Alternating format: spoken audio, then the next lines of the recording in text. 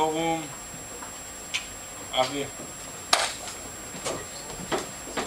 לגבי הפורום, אז השתמשנו בעצם בפורום קוד פתוח. שוב, את היתרונות של קוד פתוח כבר הזכיר פה קודם דגן.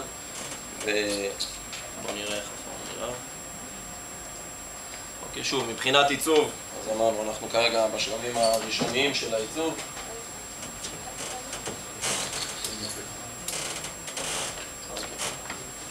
ככה נראה בעצם המסך הראשי של הפורום. שוב, זה ישולב כמובן בתוך האתר שלנו, של החממה. שוב, צריך לזכור, בעצם הפורום יהווה מעין קהילה של כל מי שמתעניין בנושא הביו-אורגני.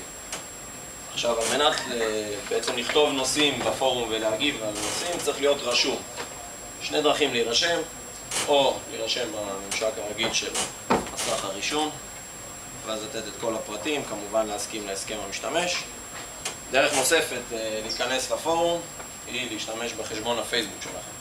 כבר הזכירו פה מקודם איך אפשר לשלט בין אתרים חיצוניים לכוח של פייסבוק. אני לא ארחיב עוד מעבר למה שהרחיבו כבר, אני רק רוצה להראות דוגמה. שוב, ברגע שלחצתי על להתחבר עם חשבון הפייסבוק, שוב מופיע המסך של האפליקציה שלנו שנכתבה עבור פייסבוק, ואני מתבקש להכניס פה את שם המשתמש והסיסמה שלי בפייסבוק.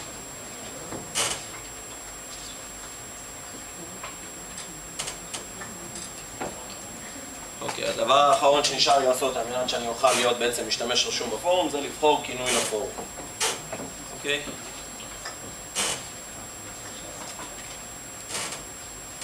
אוקיי, שימו לב פה למשל יש שימוש בטכנולוגיית אג'קס, עוד לפני שבעצם אישרתי את הטופס.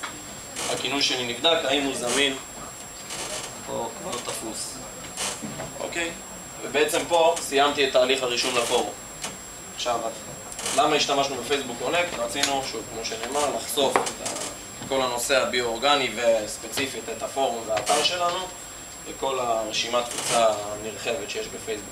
לאחר שנרשמתי, בעצם אנחנו רואים, תתווסף השורה הזאת בפרופיל של מי שנרשם, ואני יכול גם להוסיף תגובה אישית משלי.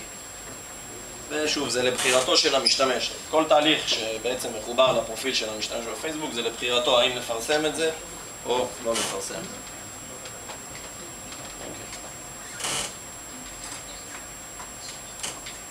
זהו, למעשה פה סיימתי את הרישום לפורום.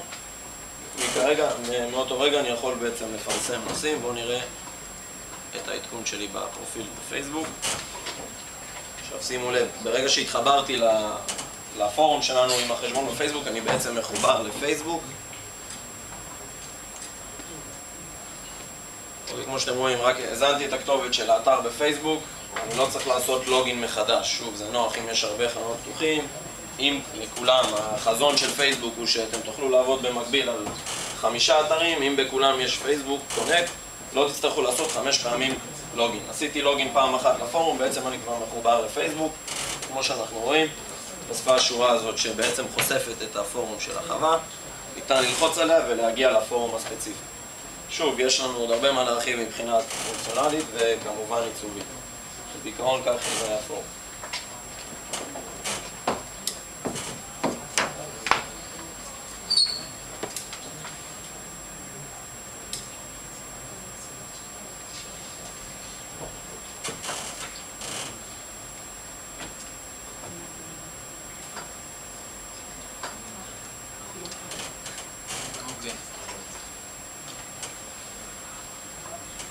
טוב, מבחינת אבני דרך לסיום, אנחנו לא מציגים פה גן, פשוט נגיד שבראשון לאוגוסט הכל יהיה גמור מבחינתנו, כי אנחנו כבר עמוק בתוך המימוש. מבחינת שילוב ועיצוב הפורום באתר החממה, התממשקות מלאה עם טכנולוגיית פייסבוק קונקט, שילוב התקן של ה-RSS, מימוש האלגוריתם SUP שכבר דיברנו עליו במצגת הקודמת. אני רק אגיד שהאלגוריתם הזה מניח התפלגות פואסונית של עדכון הכתבות באתרי המקור, דבר שאנחנו מניחים אותו. מבחינת מימוש ממשק המנהל אני ארחיב עליו מיד, וכמובן נעלה את המערכת לשרת מסחרי ונטמיע אותה אצל הלקוח. במובן הזה אני רק רוצה לגעת בנתון של העלות. כרגע העלות היא 22,000 שקל לשנה. לפי מה שאנחנו חושבים היא תחתך לחלוטין ל-400 שקל לשנה. כי כל הפרסום כרגע מתבצע בפורטלים חיצוניים, וברגע שאנחנו נזכור את הדומיין, בעצם נקנה שני דומיינים ונזכור מקום בשרת מסחרי, אז העלויות ירדו. אני רק אגע בממשק המנהל של ניהול הלקוחות וההזמנות, שזה דבר שעדיין לא ממומש.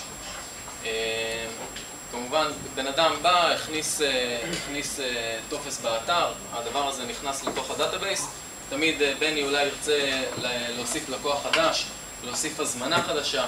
כל הרשימות של הבקשות שנמצאות כרגע באתר יופיעו לו פה, זה למעשה זהה לרשימה שיש לו בוואק, בפלאפון. יש לו איזושהי בעיה עם מקדמות זכויות, הוא לא יודע בדיוק מי נתן מקדמה כספית, מי לא, אז הנתון הזה יתווסף פה. ומבחינת התראת כביסה. כביסה כמו בגדים, סדינים, דברים כאלה, לבני יש בעיה, לפעמים מגיעים לו חבורה 20 חרדים.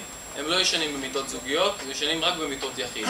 יש לו בעיה, הוא רוצה ש3 ימים לפני שבן אדם כזה מגיע, הוא יקבל התראה, תדאג לכביסה. אם הוא לא דאג לה, יומיים לפני, שוב פעם, תדאג לסדינים, תדאג למה שרלוונטי, כי דווקא בדברים האלה הוא נופל.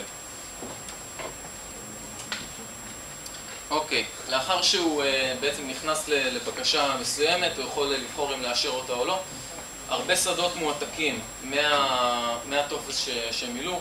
אני רק אגע פה בדברים מסוימים, סיור בחממה כן או לא, בעיית כביסה כן או לא, זה דברים קטנים שאנחנו לא ידענו שדווקא על הדברים האלו ייפול, והרבה מהפגישת אפיון היו על הנקודות הקריטיות האלה שחשוב לגעת בהם. צורך במיטת תינוק, דברים כאלה, אנחנו באמת ניסינו לשים דגש ולסגור את כל הפינות. דברים שקשורים במקדמה, טיפולי ספה, אם הוא תייר כן או לא, וציב הלקוח. הרבה פעמים מגיעים לקוחות חוזרים שפעם קודמת הם גנבו מראה. אז הוא רוצה באמת לדעת ולזכור בדיוק מי נכנס ומי לא. אז זהו, אנחנו סיימנו להציג, אם למישהו יש שאלות נשמח לענות, וזהו. אני רק רוצה להוסיף על הוולידציה.